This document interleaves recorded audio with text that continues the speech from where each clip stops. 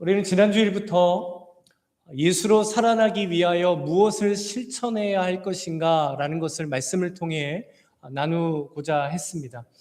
그 첫 번째 실천은 바로 예배로 살아나는 것이었습니다. 성도와 교회에게 너무나 중요한 예배이기에 잠시 지난주일 말씀을 기억해 보겠습니다. 예배로 살아나기 위해서는 예배의 모든 초점을 살아계신 하나님께 두어야 합니다. 그래서 예배를 드리는 성도에게는 두 가지의 갈급함이 있어야 한다라고 했습니다. 첫 번째 갈급함은 살아계신 하나님에 대한 갈급함이고, 두 번째 갈급함은 이 예배 가운데 하나님께서 나에게 주실 은혜에 대한 갈급함이었죠. 그리고 두 번째로 예배로 살아나기 위해서는 이 하나님이 찾으시는 예배자가 되어야 합니다. 하나님이 찾으시는 예배자가 된다는 것은 영과 진리로 예배하는 것인데, 영으로 예배한다는 것은 성령 하나님의 인도하심을 따라 나의 중심을 이 예배 가운데 하나님께 드리는 것이었죠. 그리고 진리로 예배한다는 것은 진리 대신 예수 그리스도를 이 예배 가운데 나의 참된 주인으로 고백하며 예배하는 것이라고 했습니다. 그렇다면 오늘 드리는 이 예배를 위해 성도님들께서는 무엇을 결단하셨고 무엇을 실천하셨습니까? 지금 이 예배 가운데 하나님을 갈급하고 이 예배 가운데 주실 은혜에 갈급한 영과 진리로 예배하는 하나님께서 찾으시는 참된 예배자가 되시기를 주님의 이름으로 간절히 축원합니다. 아멘. 오늘은 예수로 살아나라 실천편 그 두 번째 시간으로 말씀으로 살아나라입니다. 예수로 살아나기 위해서는 성도와 교회는 말씀으로 살아나야 하는 것이죠. 깨진 유리창의 이론이라는 사회적인 용어가 있습니다. 미국의 범죄학자인 제임스 윌슨과 조지 켈링이라는 사람이 만든 이론인데요. 당시 한 건물에 유리창이 이렇게 있었는데 다른 유리창은 다 말짱한데 딱 하나 유리창이 깨졌죠. 근데 그 깨진 유리창을 곧 수리하지 않고 그대로 방치를 하게 됐습니다. 그러니까 갑자기 그 누구도 관리하지 않는 건물이구나라고 생각하며 사람들이 그 건물 앞에다 쓰레기를 버리기를 시작을 합니다. 그리고 얼마 지나지 않아 그 건물은 범죄 현장이 되고, 그리고 그 지역의 범죄율이 높아지게 되죠. 비록 이 유리창 한 장이라는 사소한 것에서부터 시작이 됐지만 그대로 방치될 때 점점 그 영향력은 커져가게 되었습니다. 이 깨진 유리창의 이론을 실제로 1980년에 이 뉴욕시에서 사회적인 실험을 한 가지를 했습니다. 당시 뉴욕 지하철은 관광객이 절대 타면 안 되는 교통수단이다라고 할 정도로 흉악범죄가 굉장히 많이 일어났다라고 합니다. 그래서 그 범죄율을 떨어뜨리기 위해서 가장 먼저 한 일이 뭐였냐면 지하철과 지하철 스테이션 안에 있는 모든 낙서들을 지우는 작업이었습니다. 그런데 이 작업을 발표를 하니까 반대 여론이 너무너무 컸죠. 아니, 범죄자를 단속하거나 감시를 철저하게 해야지 거기에 있는 낙서를 지운다라고 해서 범죄율이 떨어지겠느냐라는 것이었죠. 그런데 낙서를 하나 둘씩 지워가면서 그 결과가 어떻게 나타났을까요?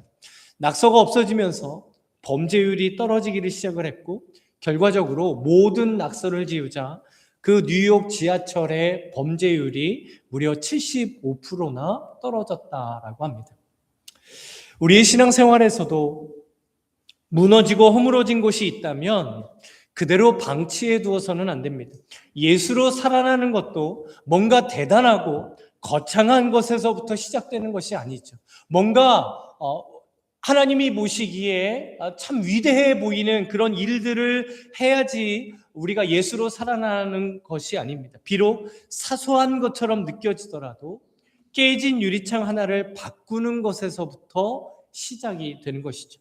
그래서 가장 기본적이면서도 가장 중요한 하나를 시작할 때 우리가 예수로 살아날 수 있습니다.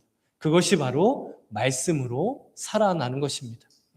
오늘 본문은 성도와 교회가 말씀으로 살아나는 것이 과연 무엇인가를 우리에게 보여주십니다. 이스라엘은 모두 3번에 걸쳐서 바벨론으로부터 포로로 귀환을 하게 되죠. 그래서 1차와 2차 포로 귀환 세대에게 아주 중요한 사명이 있었는데 그것은 무너졌던 성전을 재건하는 일이었습니다. 그리고 마지막 3번째 포로 귀환 세대에게도 귀한 중요한 사명이 주어졌는데 그것은 바로 성벽을 재건하는 일이었죠. 이 3차 포로 귀환 시대가 오늘 우리가 본 느헤미야서의 역사적인 배경입니다. 하지만 늘 그랬듯이 성벽을 재건하려고 하는데 방해 세력들이 너무너무 많았죠.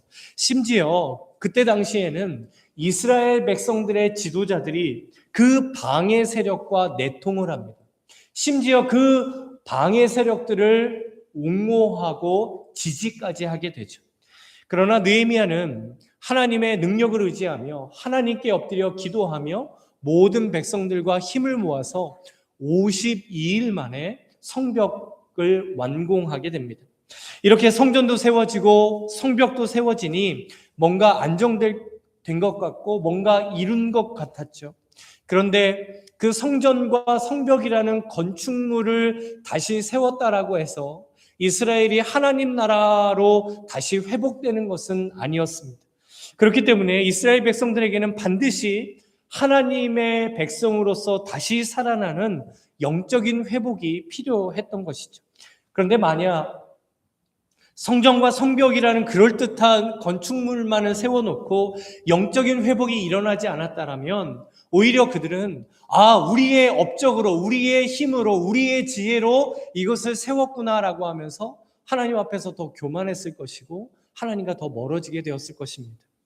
그래서 느헤미야는 이스라엘이 하나님의 백성으로 다시 살아나기 위해 영적으로 결단하고 한 가지를 실천을 하게 되죠.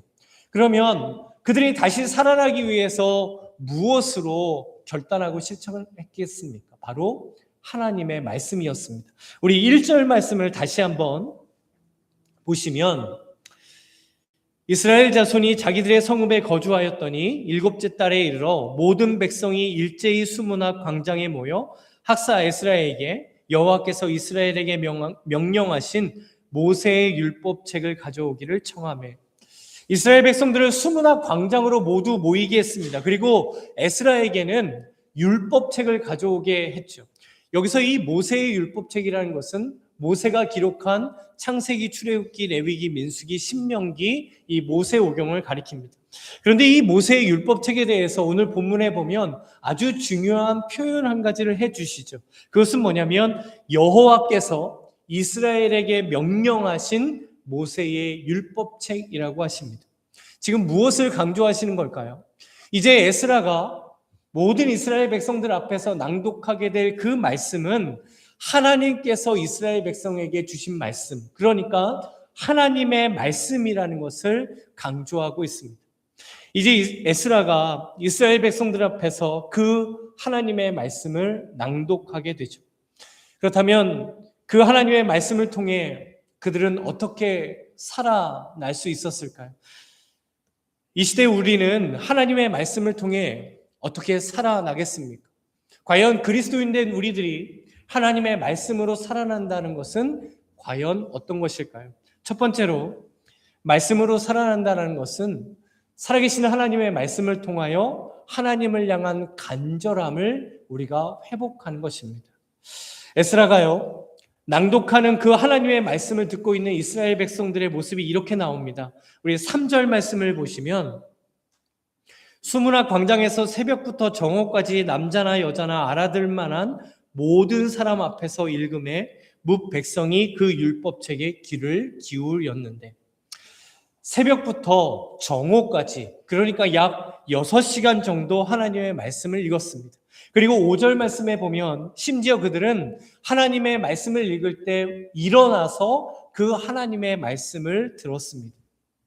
지금 제가 만약 성도님들 이제부터 제가 6시간 동안 하나님의 말씀을 읽겠습니다. 6시간 동안 설교를 하겠습니다. 이제 모두 자리에서 일어나셔서 그 성경을 들으시기 바랍니다. 6시간 동안 설교를 들으시기 바랍니다. 라고 했다라면 어떻게 하실래요? 집에 가죠. 집에 가죠. 아마 아마 아마 깜짝 놀라시면서 문을 활짝 여시고 아마 가셨을 겁니다.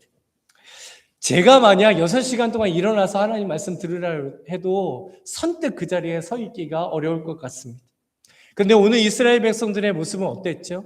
하나님의 말씀이 들릴 때 귀를 기울여 하나님의 말씀을 듣습니다. 우리가 언제 귀를 기울일까요? 그 소리에 집중할 때 우리는 귀를 기울입니다. 내가 들으려고 하는 의지가 있을 때 집중하게 되고 귀를 기울이죠. 예를 들면 아무리 좋은 그 품질이 좋은 음악 소리가 들린다 해도, 아무리 좋은 스피커로 소리가 나온다라고 해도 그 소리를 듣고자 하는 의지가 없으면 들리지가 않는 거죠. 그렇죠, 방 집사님? 그렇죠. 전혀 들리지가 않아요. 우리가 귀를 기울일 때 그 소리를 들을 수 있습니다. 그러니까 한 공간에 있다라고 해도 내가 귀를 기울이는 의지가 없으면 들을 수가 없는 것이죠. 제가 미국에 와서 이제 영어를 배우기 위해서 이제 학교에 가서 수업을 듣는데요. 아무리 생각해도 이해가 되지 않는 게 있었어요. 그게 뭐냐면 내가 지금 영어를 배우러 왔는데 영어로 영어를 배우고 있는 거죠. 그렇죠. 이게 잘 이해가 되지 않았습니다. 그래서 처음에는 웃지 못할 일이 참 많았는데요.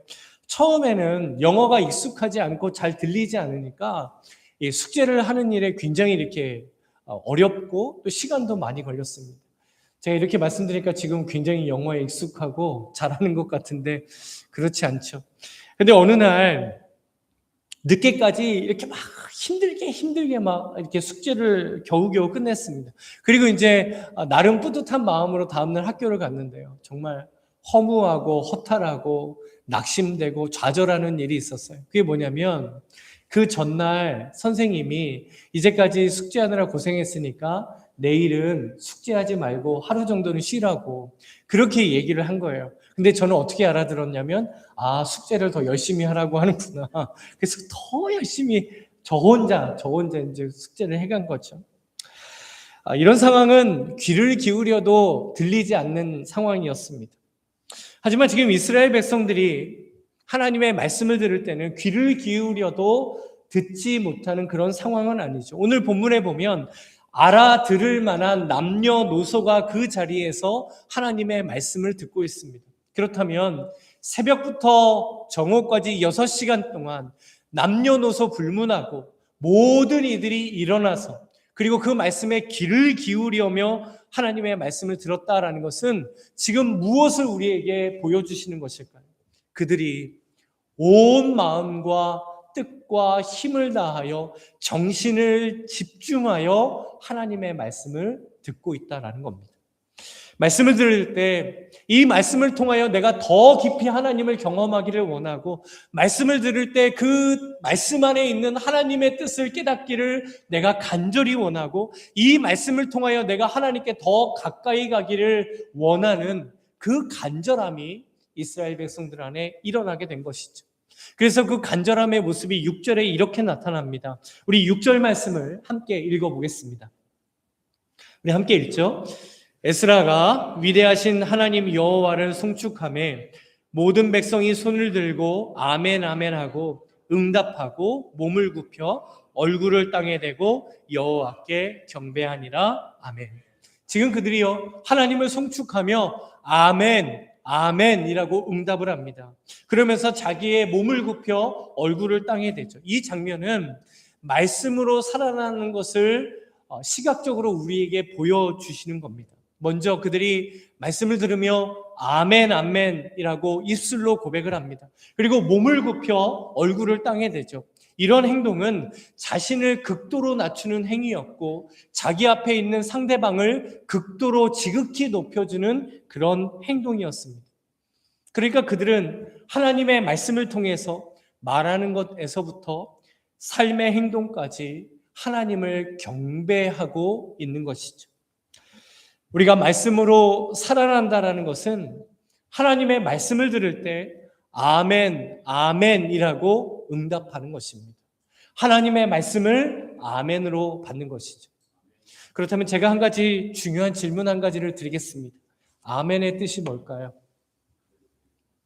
이거 주일학교 중급 문제인데 아멘의 뜻이 뭐냐면, 그쵸? 다 아시면서 말씀 안 하시는 거죠. 이게 히브리어로 진실하다, 확실하다, 믿다라는 뜻입니다. 그러니까 우리가 아멘 한다는 것은 진실로 이것이 하나님의 말씀인 줄로 믿습니다.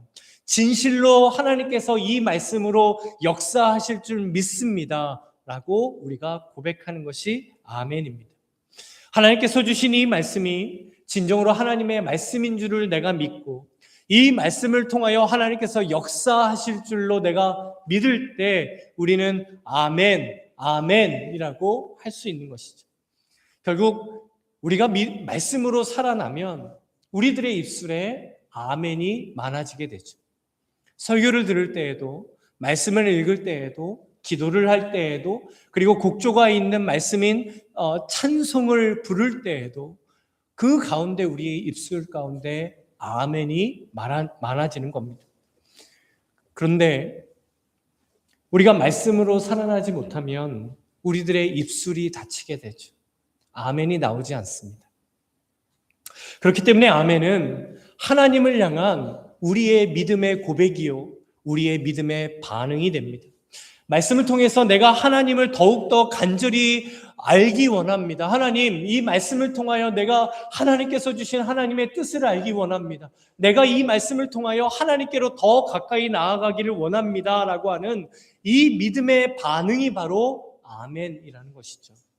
그래서 우리가 하나님의 말씀에 아멘 할 때 그 말씀이 우리 안에 역사하게 됩니다. 데살로니가전서 2장 13절 말씀에 보면 말씀이 우리 안에 어떻게 역사하여 주시는지를 이렇게 말씀해 주시죠. 우리 함께 읽어보겠습니다.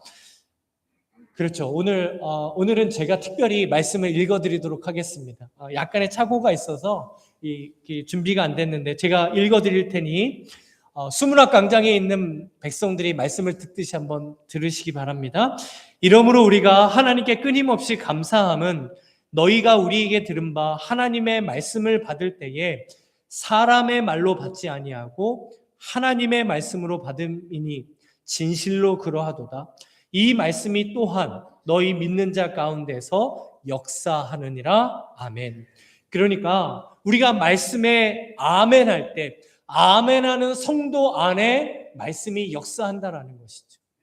말씀에 아멘하는 교회 안에 그 말씀이 역사하시는 것입니다. 그것이 바로 말씀으로 살아나는 성도이고 말씀으로 살아나는 교회입니다. 주 안에 사랑하는 성도 여러분, 말씀으로 살아날 때 우리는 하나님을 향한 간절함이 회복됩니다. 예수로 살아나는 성도와 교회가 되는 것이죠.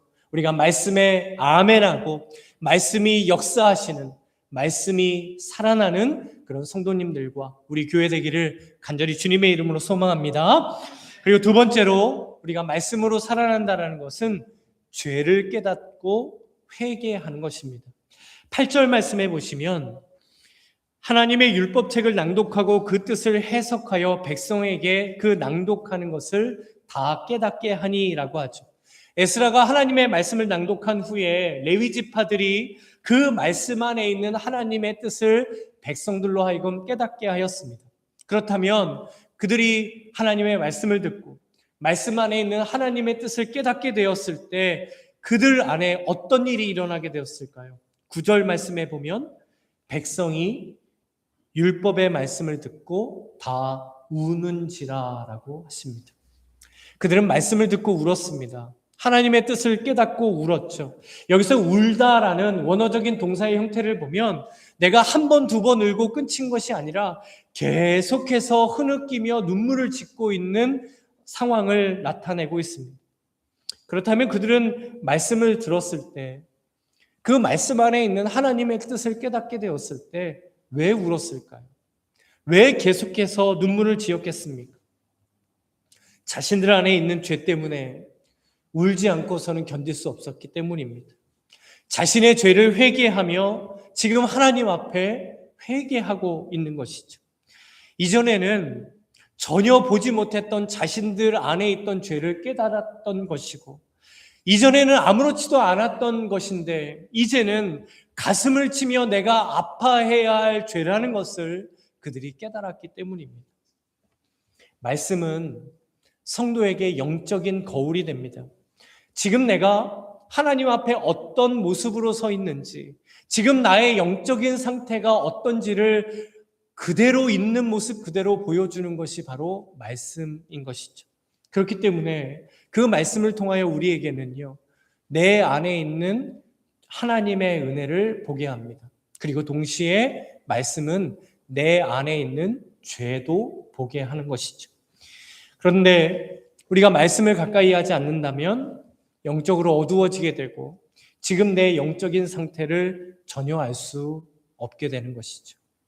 이것은 내 안에 있는 죄가 무엇인지를 깨닫지 못하게 된다는 것입니다. 죄라는 단어의 이 원어적인 어원을 보면요, 이런 뜻입니다. 화살을 쐈는데 그 화살이 관역으로 날아가 꽂히는 것이 아니라 그 관역을 벗어난 것, 이 단어에서 죄라는 단어가 생겼습니다. 군대에서 이제 사격 훈련을 할 때가 많이 있습니다. 저도 이제 군대에서 사격을 많이 했는데, 근데 제가 요즘 유달리 군대 얘기를 많이 하는 것 같습니다. 생각해 보니까 이제 몇 주 전에 그리스도 예수의 좋은 병사라는 말씀으로 전했고, 또 어제부터 토요 새벽 예배 때 하나님의 전신갑주에 대한 말씀을 이제 준비하고 전하다 보니까 제가 군대, 군인 이런 것들을 계속 생각하다 보니까 잊혀졌던 옛날 기억들이 많이 좀 생각나는 것 같습니다. 그래서 사격했던 게 또 생각이 났는데, 이게 사격을 하면 자신의 표적지에다가 이제 사격을 하고 사격을 마치면 가서 몇 발 맞았나 이렇게 확인을 합니다. 그래서 그때 이제 병사마다 이제 10발씩을 이제 사격을 했는데 7발 밑으로 맞추면 얼차례를 받아요. 그래서 굉장히 긴장을 하면서 이렇게 사격을 하게 됩니다. 그래서 이제 10발을 다 쏘고 이제 표적지를 확인하러 갔는데 깜짝 놀랄 만한 일이 생긴 거예요. 제 표적지에 16발이 있는 겁니다. 중고는 10발인데 16발 이렇게 총알 자국이 있는 거였어요. 이게 어떻게 된 건가 막 이제 어리둥절하고 있는데 알고 봤더니 제 옆 사로에 이제 옆에서 총을 쏘던 병사가 너무 긴장을 한 거예요. 그래서 자기 표적지에다 쏴야 되는데 제 표적지에다가 쏜 거죠. 어떻게 됐을까요?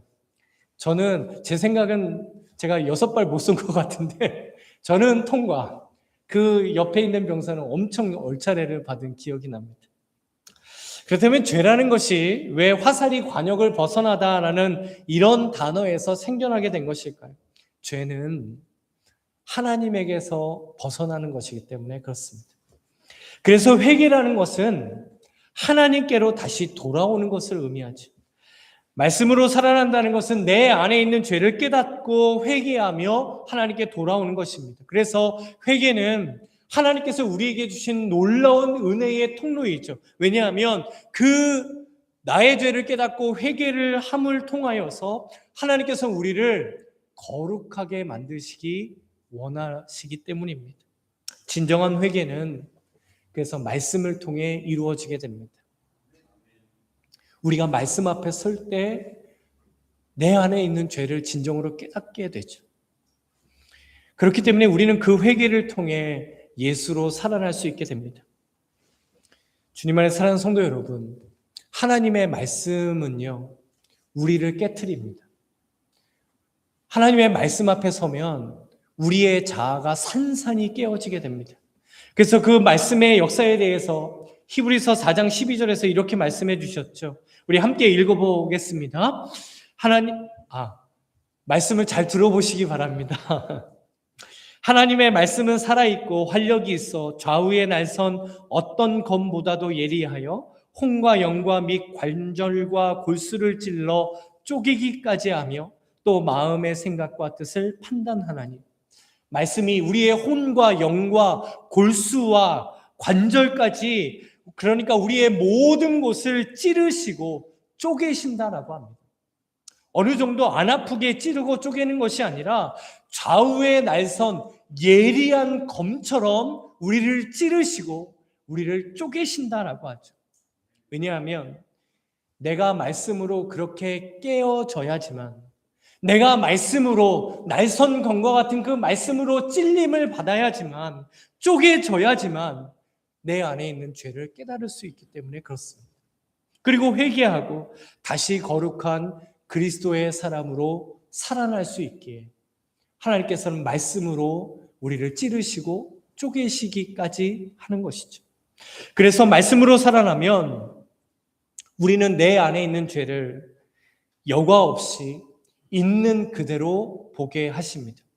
그리고 그 죄가 얼마나 하나님과 나의 관계를 깨트리고 있는지, 하나님과 나의 관계를 얼마나 방해하고 있는가를 깨닫게 하시죠.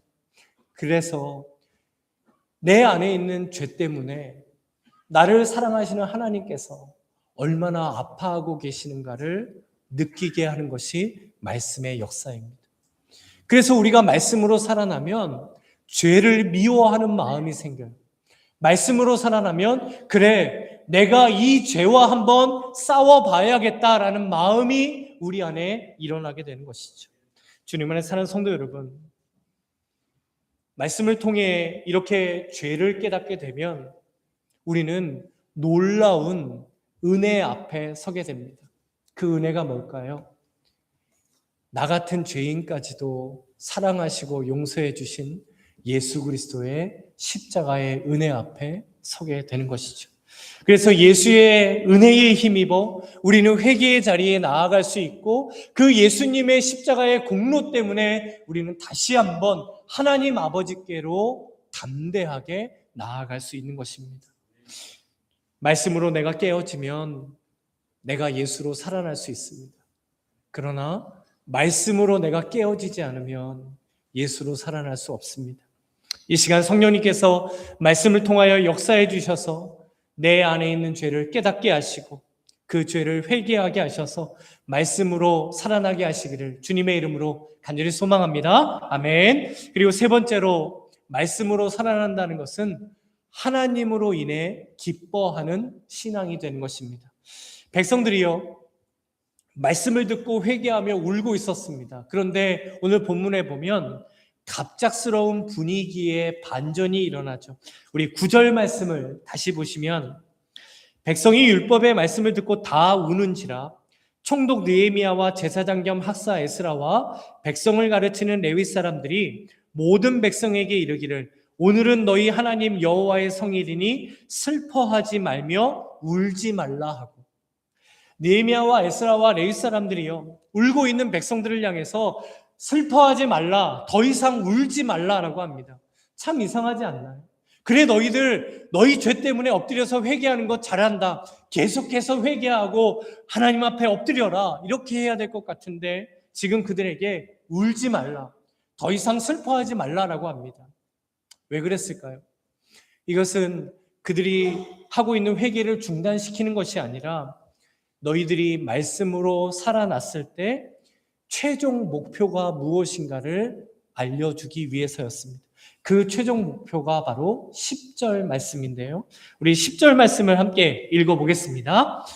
느헤미야가 또 그들에게 이르기를 너희는 가서 살찐 것을 먹고 단 것을 마시되 준비하지 못한 자에게는 나누어 주라. 이날은 우리 주의 성일이니 근심하지 말라. 여호와로 인하여 기뻐하는 것이 너희의 힘이니라 하고 아멘.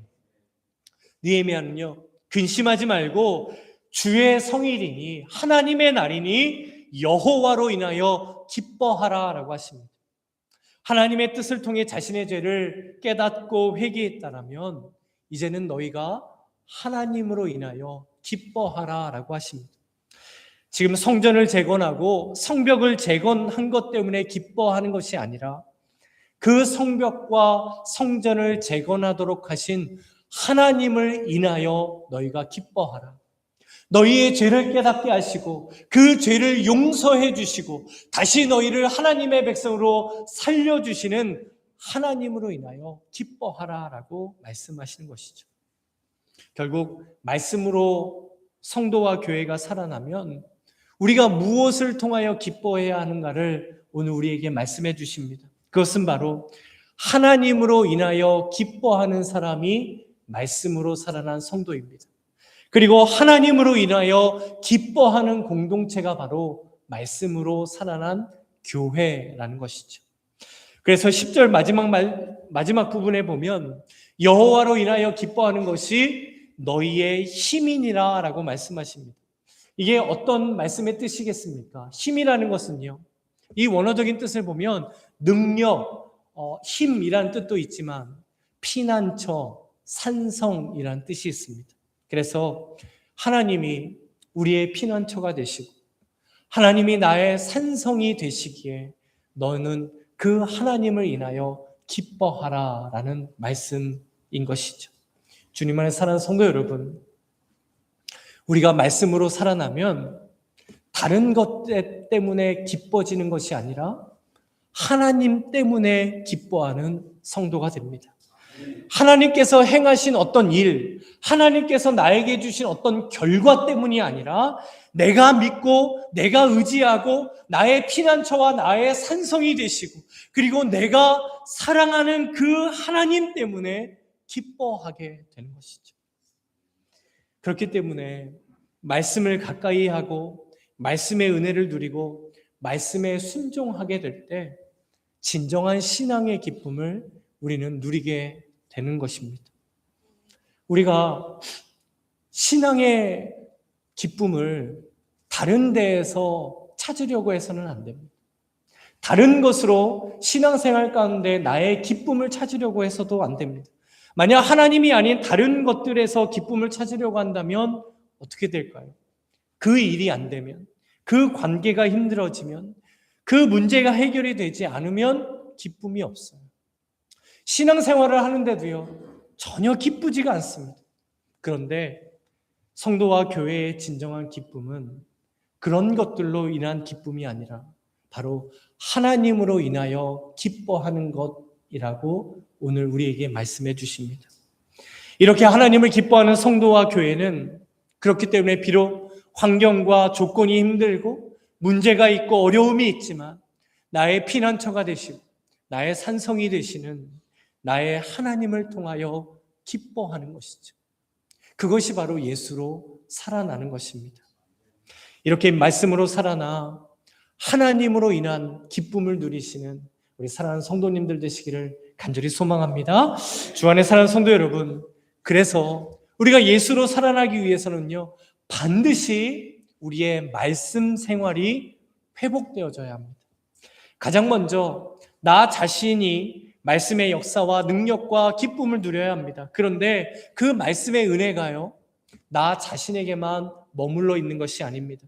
본문 10절에 보면 느헤미야가 이렇게 선포를 하죠. 너희는 가서 살찐 것을 먹고 단 것을 마시되 준비하지 못한 자에게는 나누어 주고라고 하십니다. 그리고 12절 말씀에도 보면 모든 백성이 곧 가서 먹고 마시며 나누어 주고 크게 즐거워하니라고 하십니다. 자기 자신만 기뻐하는 것이 아니라 말씀을 통해 공동체가 함께 하나님을 통하여 기뻐하는 것이다 라고 말씀해 주시죠. 말씀을 통해 내가 살아난다라는 것은 우리 공동체도 함께 말씀으로 살아나는 것이라고 말씀해 주십니다. 예수로 살아나라 이 실천편의 말씀을 통해서 한 가지 꼭 말씀드린 것이 있습니다. 우리가 이 예배를 마치고 저 문을 열고 나갈 때 한 가지를 꼭 결단하고 실천해 보고자 하는 것이었죠. 하나님의 말씀으로 살아나는 것은 성도 개인에게도 그리고 우리 교회에게도 너무나 중요합니다. 그래서 올해 우리 공동체적으로 말씀으로 살아나기 위한 3가지의 실천을 해보고자 합니다. 제가 3가지를 한꺼번에 말씀드리면 아니 저걸 언제 다 해? 하나 하기도 힘들 텐데 라고 생각이 되실까 봐 오늘은 한 가지를 먼저 말씀드리려고 합니다. 말씀으로 살아나기 위한 첫 번째 실천은 바로 1년에 성경 일독을 하는 것입니다. 이제야 왜 제가 광고를 안 했는지 아시겠죠? 자, 주보 안에 있는 성경 일독표를 한번 다 꺼내보시기 바랍니다. 우리 장로님께서 정말 정성스럽게 이렇게 만들어 주셨어요. 성경 일독표를 구입할 수도 있었을 텐데 이왕이면 올해 우리가 삼은 주제가 있고 또 우리 교회의 로고가 있는 우리 교회만의 성경 일독표가 있으면 좋겠다라는 생각이 들었습니다.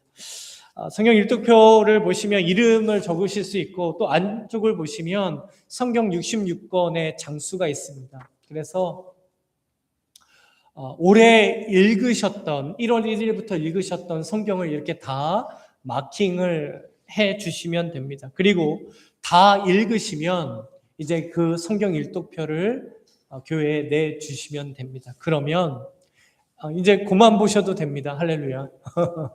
그러면 제가 연말에 교회에서 정말 큰 상을 드리려고 준비하고 있습니다. 정말 받으시면 깜짝 놀랄 만한 선물이라고 아마 예상이 됩니다. 이곳에 있는 모든 분들의 이름이 적혀진 이 성경 일독표가 연말에 다 쌓여지게 되기를 주님의 이름으로 믿습니다. 아멘. 아멘 하셨습니다. 아멘. 제가 정말 상을 드리고 싶어요. 꼭 성경 일독하시기 바랍니다. 1년에 성경 일독하는 거 절대 쉽지 않습니다. 하지만 예수로 살아나 예수로 살리는 성도와 교회가 되고자 하는 우리가 이 갈급함을 가지고 말씀으로 살아나기 위해서 거룩한 목표를 한번 세워보시기 바랍니다. 우리가 예수로 살아나기 위해서, 말씀으로 살아나기 위해서 가장 먼저 해야 할 것은요, 바로 내 삶 가운데 성경을 읽는 것입니다. 왜냐하면 성경을 읽는 행위 자체가 중요한 것이 아니라 일상생활 가운데 내가 성경을 읽는다는 것은 나의 일상 가운데 그 시간을 구별하여 하나님께 드리고 하나님과 내가 독대를 하는 것입니다. 그 시간은 하나님이 나에게 하시는 말씀을 듣는 시간이기 때문인 것이죠. 내가 하나님을 위하여 성경을 펼 때 하나님께서 그 말씀을 통하여 역사해 주실 줄로 믿습니다. 그래서 말씀을 가까이 하며 읽으실 때 하나님의 놀라운 역사를 경험하시는 올 한 해가 되시기를 주님의 이름으로 축복합니다. 주 안에 사는 성도 여러분, 오늘부터 말씀으로 살아나는 우리의 삶이 되고 우리 주송길 교회가 되기를 주님의 이름으로 간절히 소망합니다. 그렇다면 지금 말씀으로 살아나기 위해서 무엇을 결단하시겠습니까? 말씀으로 살아나기 위하여 하나님의 임재 가운데 예배하는 이 시간에 하나님께서는 성도님들께서 무엇을 실천하기를 원하고 바라고 계시겠습니까? 우리 말씀으로 살아나기 위하여 정말 하나님을 향한 간절함이 회복되고 나의 죄를 깨닫고 회개하며 또 하나님으로 인하여 기뻐하는 예수로 살아나는 성도님들 되시고 예수로 살아나는 우리 주송길 교회 되시기를 주님의 이름으로 간절히 축원합니다. 아멘.